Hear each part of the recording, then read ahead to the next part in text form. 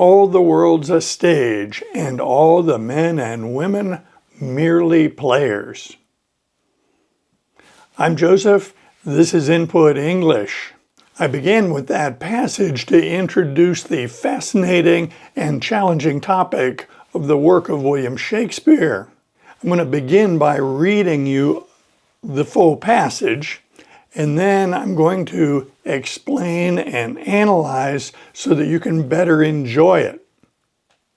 I'll give you a little history about Shakespeare and try to put things in perspective. All the world's a stage, and all the men and women merely players. They have their exits and their entrances, and one man in his time plays many parts, his acts being 7 ages. At first, the infant, mewling and puking in the nurse's arms. Then the whining schoolboy with his satchel and shining morning face, creeping like snail unwillingly to school. And then the lover, sighing like furnace, with a woeful ballad made to his mistress's eyebrow. Then the soldier, full of strange oaths, and bearded like the pard, jealous in honor, sudden, and quick in quarrel, seeking the bubble reputation, even in the cannon's mouth. And then the justice, in fair round belly with good capon lined, with eyes severe and beer of formal cut, full of wise saws and modern instances. And so he plays his part. The 6th age shifts into the lean and slippered pantaloon, with spectacles on nose and pouch on side. His youthful hose well saved a world too wide for his shrunken shank, and his big manly voice turning again toward childish treble, pipes and whistles in his sound. Last scene of all that ends this strange eventful history is second childishness and mere oblivion. Sans teeth, sans eyes, sans taste, sans everything. So that passage came from a play of William Shakespeare written about 1599, give or take. I'll explain why we don't know exactly in a minute. The play is called As You Like It. This passage is a soliloquy given by Jacques, one of the characters in the play. A soliloquy is a solo oration. It's a speech. It's not a dialogue. It's one character giving a speech substantially to the audience. As you listen to that passage, you might have noticed that it sounds like poetry. It is. It's a soliloquy from a play, but it's very much written like a poem. It sounds like a poem. It is poetic. It very much functions like a poem and goes by the name The 7 Ages of Man. So let's talk a little bit about William Shakespeare, the challenge of reading and enjoying Shakespeare, and then I'd like to explain some of the terms that he used in that soliloquy so that you can better understand what he was saying. There are a few. So William Shakespeare was born in about 1564. He was born and he grew up in Stratford-upon-Avon. That is right in the middle of England. It's about 25 miles from Birmingham, and it's about 100 miles from London. So it's not too near to London. Later, he lived in London, and his Globe Theatre was built on the south bank of the Thames River. That was the first Globe Theatre, which burned, and was replaced by a second. And now we have a Globe Theater that most people consider the third Globe Theater. Now, Globe Theaters have been built in various places, but I'm talking about the ones in London attributable to Shakespeare's works. Currently, there is a Globe Theater on the south bank of the Thames, and it's about 750 feet from the site of the original Globe Theater 400 years ago. Shakespeare lived to the age of about 52. He died in 1616. Now, I said that we didn't know exactly when As You Like It was written. The best we can tell, about 1599. The reason it's hard to tell is because he didn't publish his works immediately. They were used in theater production, and the theater company did not want these works to be published because they didn't want to deal with competition of other people putting on this play. They didn't want it to be pirated, so he just didn't publish it.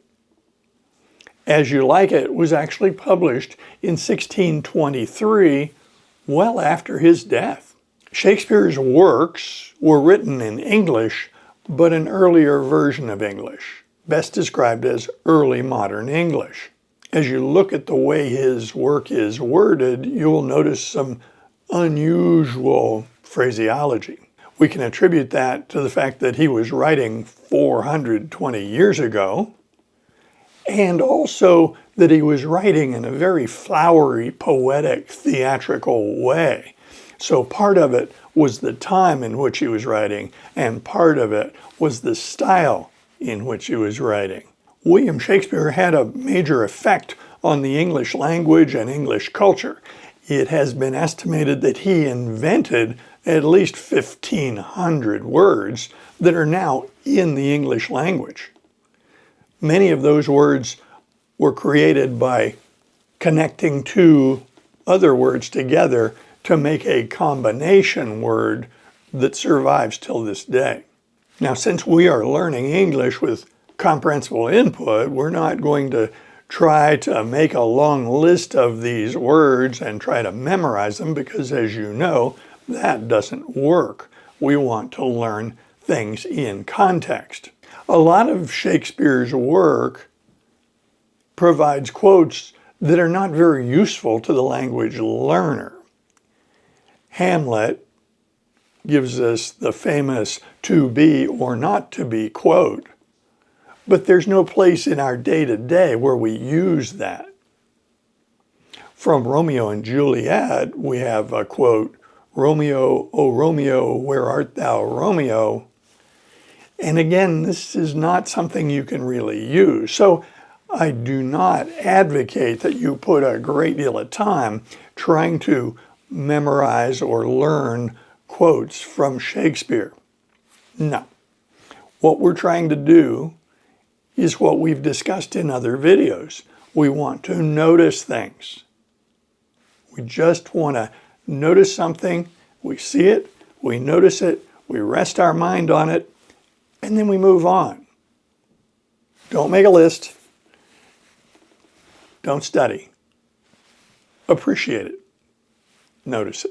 As I look at what he wrote in this poem that we call The 7 Ages of Man, everything is very straightforward until we get down to what the infant was doing, mewling and puking. To this day, if you refer to puking, that is throwing up, that is vomiting.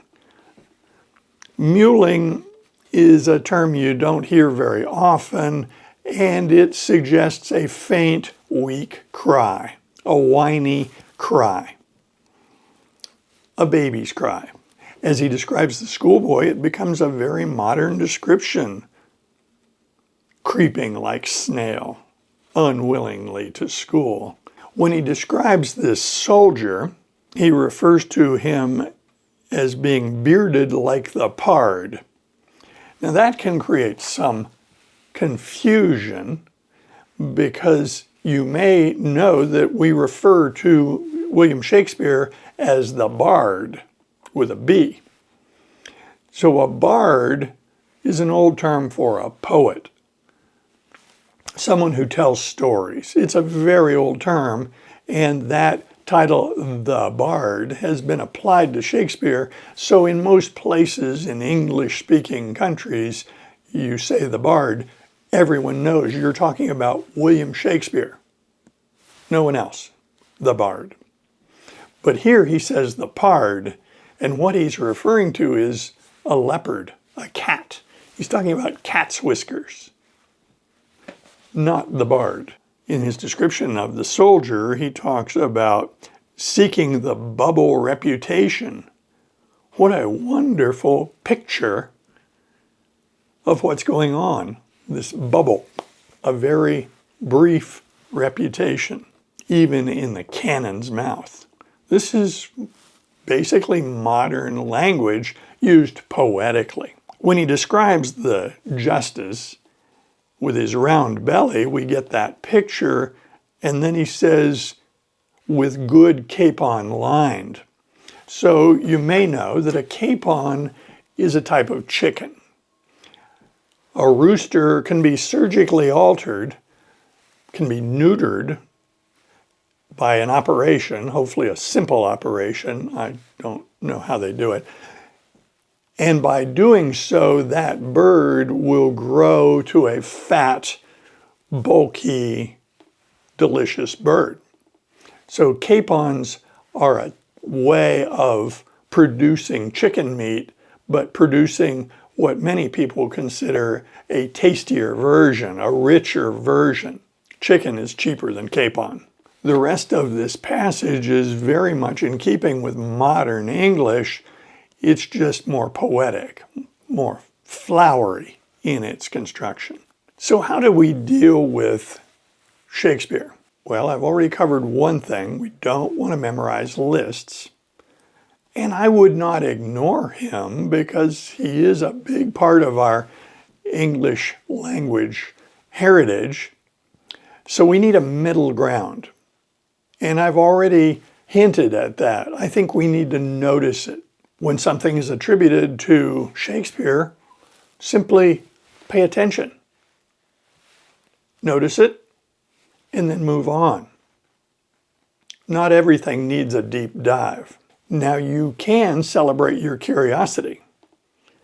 Our curiosity is a very powerful tool in language learning. So if you get incredibly curious about something and you want to explore it, celebrate your curiosity. In yesterday's video, I talked about judgment, making good decisions.